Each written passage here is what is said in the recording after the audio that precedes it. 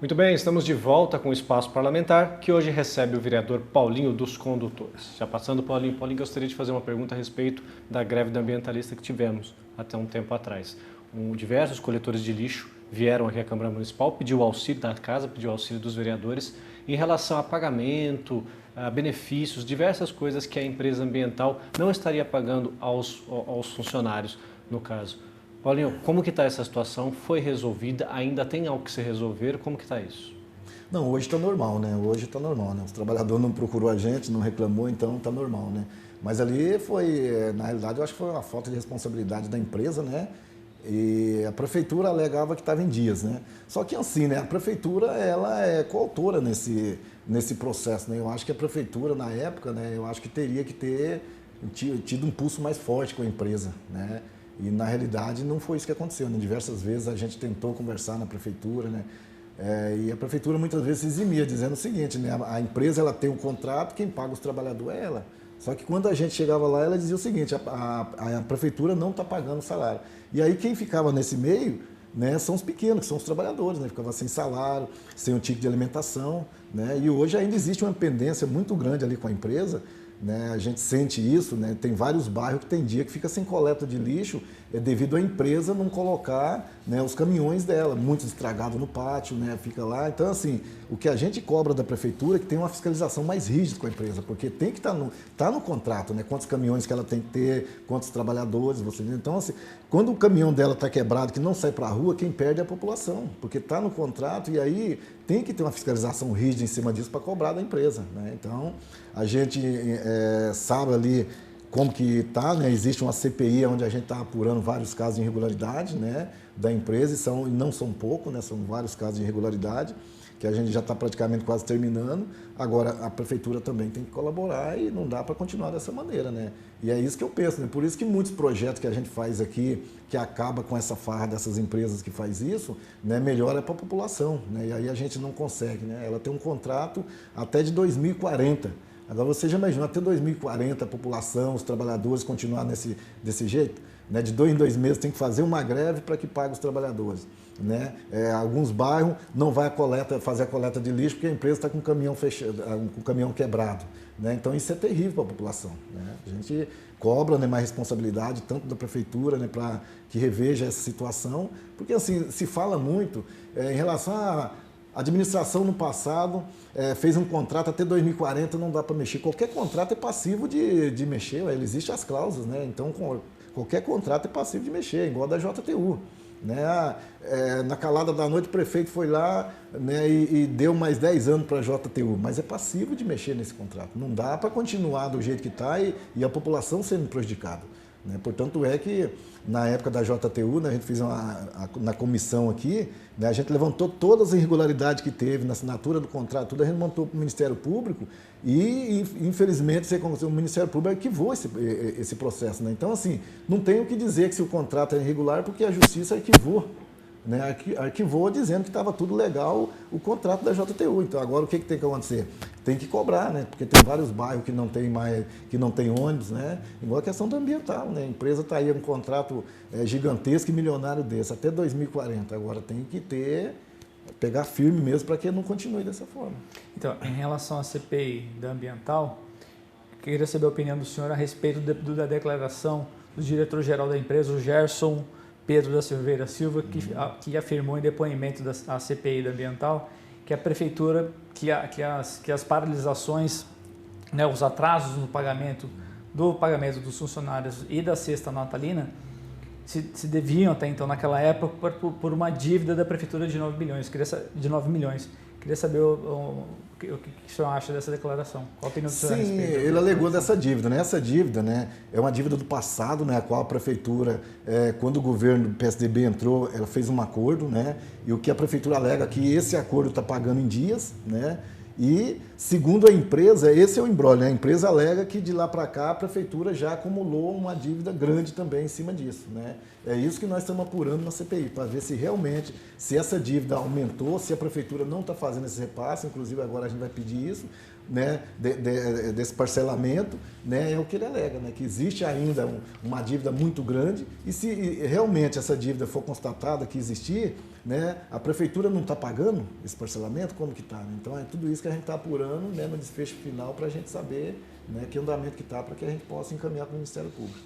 Vereador, tem a questão agora da emenda impositiva, relativamente nova essa questão, né? Só lembrando, a emenda impositiva é aquela situação em que o vereador tem determinada verba para poder destinar ele mesmo para lugares da cidade, né? Claro que o dinheiro não vem para ele só repassa para a prefeitura e a prefeitura coloca onde o vereador indicou. Como que está essa situação? Diversos vereadores afirmaram que as emendas impositivas do ano passado, do ano retrasado, ainda não saíram. E agora vocês já colocaram novas, que seria da lei orgânica, desculpa, da lei orçamentária anual em novembro, salvo engano.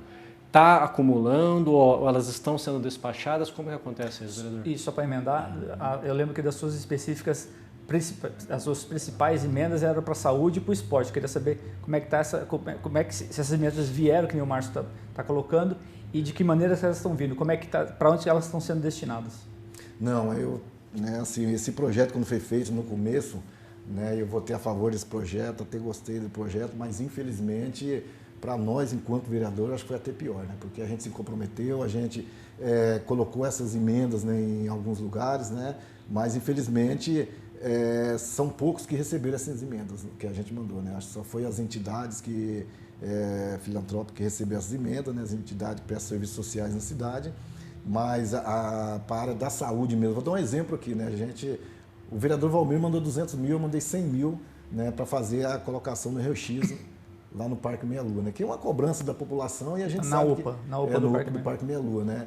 E a população cobra muito isso lá, né? E a gente já de 2018 enviou essa emenda para lá, né? Inclusive foi uma promessa de campanha até do prefeito mesmo, né? De colocar, instalar o raio-x lá. E aí quando veio em relação das emendas impositivas, a gente indicou essa verba para lá, para colocar, né? Até hoje não se colocou, né? E assim, vários, Parque Santo Antônio, né? Eu destinei 75 mil, a doutora Márcia também 75 mil, ainda não se começou a reforma. E no esporte também, né?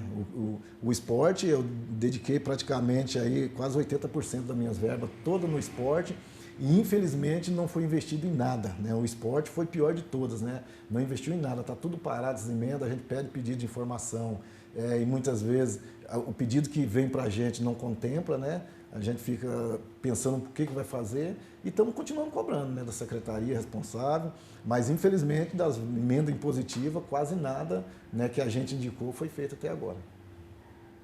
Tá certo. Vamos voltar então à questão da JTU. Sabe uma coisa, como a gente está falando de emenda, seria até interessante o senhor comentar a respeito de emendas que o senhor possa ter conseguido em relação aos deputados. A gente sabe que aqui na região tem o André do Prado, tem o Márcio Alvino, relativamente ao PL, né? O senhor tem uma proximidade maior que eles. Estiveram aqui até a Câmara até um tempo atrás. O senhor consegue essa aproximação para conseguir emenda do Congresso? Como está essa situação, Paulinho? Sim, na realidade, né, eu sempre agradeço muito o André e o Márcio, né?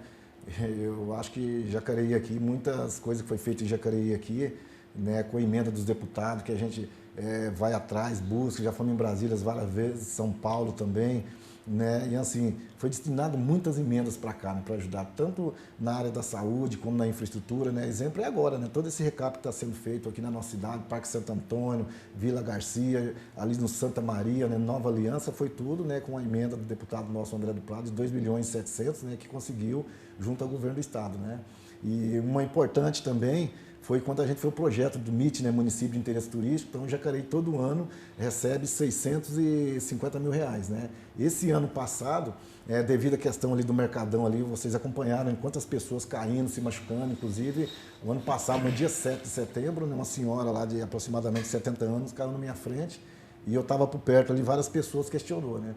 E aí, em outubro, né, foi designada essa verba, né, eu fiz um pedido, né, um encaminhamento, né, que fosse feito ali a calçada do Mercadão, e essa verba de 650 mil reais foi utilizada para trocar toda a calçada do Mercadão ali, né, e hoje, né, as pessoas não têm mais esse problema, pode chover, não fica mais lisa, as pessoas passam por ali tranquilamente, né, e tantas outras verbas, né, na área da saúde mesmo, né, 1.600.000 que a gente conseguiu, que era para fazer ali, começar, né, fazer o pronto-socorro ali, né, que era uma promessa, mas também eu acho que esse ano não começa o pronto-socorro, né, e o Hospital São Francisco, né, Santa Casa, enfim, várias ambulâncias, né, entregamos uma ambulância lá no Vila Garcia, né, no começo do nosso mandato, né, com o André do Prado, depois mais 2 ambulâncias aqui, né, que está no SIM aqui, as ambulâncias. Então, assim, eles têm contribuído muito, né, muito com o Jacareí mesmo, né. Aquela obra lá no final da Humberto Castelo Branco, aquela rotatória, né, quem ia para Jacareí, que saía ali pela Heineken ali, né, em frente a transportadora Lourenço, sentia o drama que era ali, né, e hoje, né, aquela obra ali foi uma obra orçada de mais de 10 milhões. A gente teve em Brasília, tive em Brasília 2 vezes, né? Era uma obra que ela ia ser feita lá perto do Rio de Janeiro, né? E na época o ministro do transporte era do nosso partido, né? Que era o Maurício Quintela, era do nosso partido, a gente esteve lá com o Marcelo Vino, a gente conseguiu, né, fazer aquela obra ali, que foi uma obra muito importante ali para a população de Jacareí, né? Quem passa ali hoje sabe que, né, melhorou ali praticamente 100% em vista do que era, né?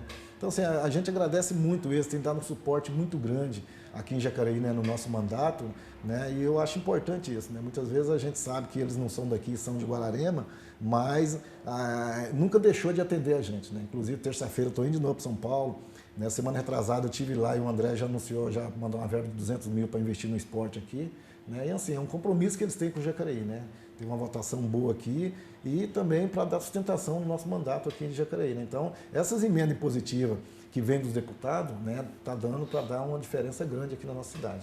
Rodrigo, como a gente já está falando em questão de investimento, de emendas, seria interessante também a gente questionar a respeito dos 60 milhões, o que o vereador entende como isso. Tem essa questão também que do CAF, né? Que é exatamente, essas obras aí que estão, os 240, né, milhões de reais. Hoje não mais, né? Porque o dólar aí já está batendo por R$5, enfim, mas os 60 milhões de dólares do investimento do CAF, que são para essas obras de infraestrutura daqui do município. É claro que existem várias questões legais, né, vários trâmites, inclusive licitação para você contratar, fazer contratação de projeto executivo, liberação de projeto ambiental, de liberação ambiental, enfim. Mas eu gostaria de saber dessa questão, diante dessas demandas, que são normais do processo de licitação e início de obras, enfim, de grandes construções. Como é que o senhor vê essa atual situação desses projetos que estão se desenrolando, mas ainda no campo, vamos dizer assim, não visível da população, né? Mas que o trâmite está acontecendo, mas que ainda não são possíveis de ser realizados em função disso que eu estou falando, porque existe o trâmite burocrático que realmente ele é um pouco demorado e a gente sabe por que isso acontece. Gostaria de saber a opinião do senhor a respeito da expectativa da população, né? Como a população recebeu essa informação e como é que está a expectativa agora, porque isso foi anunciado, né? Como claro que todos esperam que isso aconteça, e é assim nós desejamos, né, que isso seja realizado. Como é que o senhor vê essa questão nesse momento, já que o senhor é um vereador, é um representante da população também aqui do município? Eu acho que, na realidade, né, esse empréstimo foi bom para Jacareí, né? Só que assim, a expectativa das pessoas é muito grande, né? Vou dar um exemplo aqui, principalmente em relação à terceira ponte, né? Eu acho que a expectativa da população, a terceira ponte, sai ou não sai. Eu acho que esse é um dos imbróglios que está difícil, né? E nós sabemos muito bem que existem as questões burocráticas, né? As questões ambientais, né? E a liberação, né? A liberação da CETESB. Então, assim, eu acho que o que se criou na população, dizendo o seguinte, no começo do ano eu começo, né? Não começou, né? E tá aí, porque assim, eu acho que você tem que anunciar algumas grandes obras que você vai fazer quando tiver tudo certo, porque a população, na realidade, ela fica naquela expectativa. Quando você vai anunciar, tal dia começa e aí não sai, né, a população começa a perceber o que está acontecendo, por que não saiu, né? Existe esse trâmite burocrático, mas o povo não entende, né? Eu votei a favor do projeto, né? Também esperava, né? E tenho certeza que esse dinheiro é bom para investir em Jacareí, para melhorar a cara de Jacareí, né? Para fazer grandes obras em Jacareí. Só que a gente, enquanto vereador também, a gente fez o nosso papel, né? A gente votou a favor do projeto, né? Agora cabe, né, ao executivo e a todo o secretariado da onde for fazer essas obras já está realizando esse trabalho, né? Nós também, enquanto vereador, a gente cobra muito, né? Quando é que vai começar, quando é que vai sair, e a gente sabe que o povo está cobrando, né? E a terceira ponte todo mundo sabe que é essencial, né? Para melhorar o trânsito, o fluxo aqui na nossa cidade, a terceira ponte, né? Ali no fim da Davi Lino, ali também a expectativa é grande, né? Ali, pelo que eu sei, já foi assinado a ordem de serviço, né? Para fazer ali a ligação do Meia Lua ali, também que vai ser muito bom fazer a ligação da Unip. Só que assim, né, a gente tem que ver começar, né? A hora que começar, né, e o nosso papel enquanto vereador é ir lá e fiscalizar para ver como está começando, né? Para ser feito, se vai ficar boa a obra, se não vai ficar, né? Mas creio eu que com as cobranças que a gente está fazendo, que eu acho que em breve, principalmente ali do final do asfalto da Avelino, deve sair mais rápido do que o começo da terceira ponte. Tá, em relação essa questão, beleza, ok. Eu só gostaria de tomar um assunto da JTU, porque eu lembro que no começo do mandato dos senhores, em 2017, o senhor participava da Comissão de Obras, Serviços Públicos e Urbanismo. E no começo do mandato, logo em janeiro, o prefeito chegou a enviar para a Câmara o contrato, cópia do contrato da concessão da JTU. O termo aditivo dos 10 anos. Né? E aí esse termo chegou às mãos da comissão e a comissão, né, a comissão enviou um relatório para o Ministério Público do Estado de São Paulo, apontando entre as irregularidades, uma que eu considerei a principal, que era a ausência de laudo de estudo técnico a respeito do funcionamento das linhas.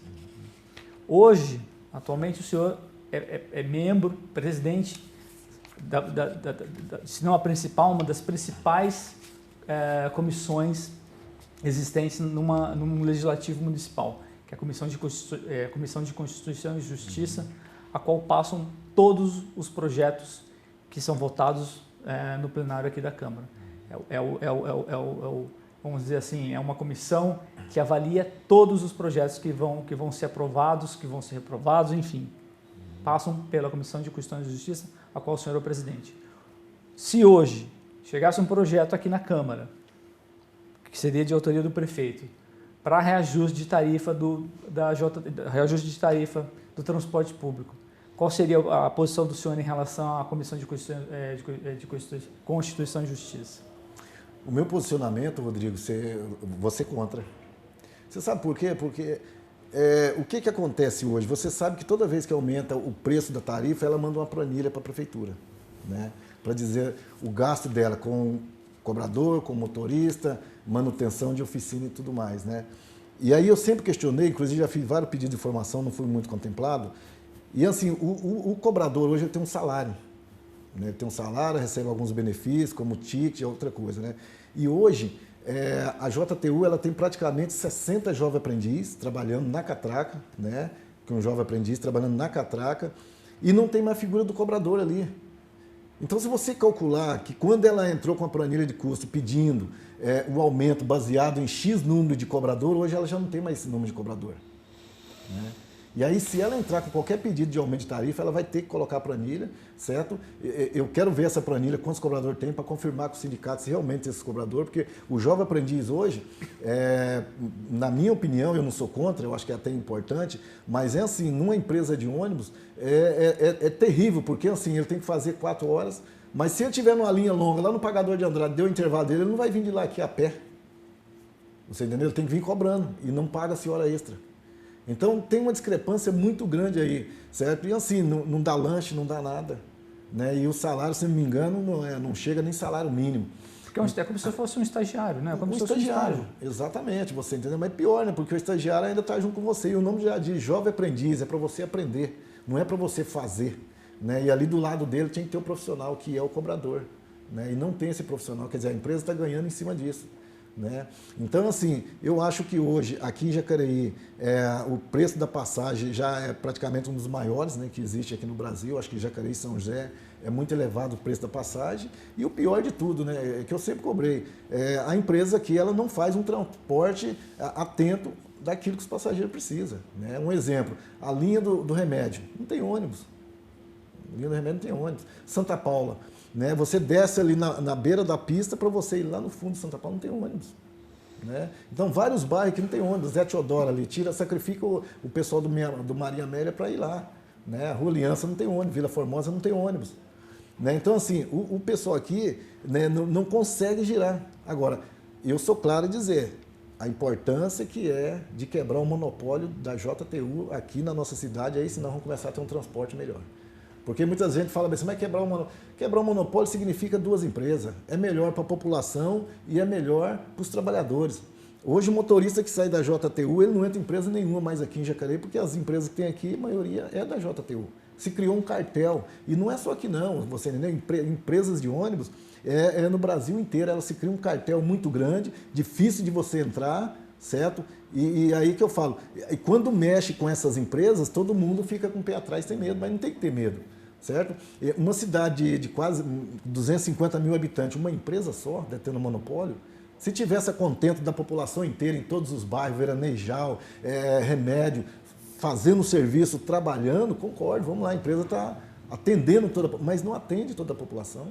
Né? Ela diz que botar um ônibus no Remédio não dá dinheiro, botar mais um ônibus lá no Veranejal, então abra para outra empresa. Abra a licitação para outra empresa, que eu quero ver se outra empresa não bota lá. Ninguém fica. Mas isso não seria a cargo da prefeitura? Sim, da prefeitura. A prefeitura, exatamente, você entendeu? Né? Ninguém fica. Né? Fala que não está dando dinheiro, que está ruim, o número de passageiro caiu, mas também não larga o osso. Você entendeu? Empresário nenhum fica num negócio que não dá lucro. Né?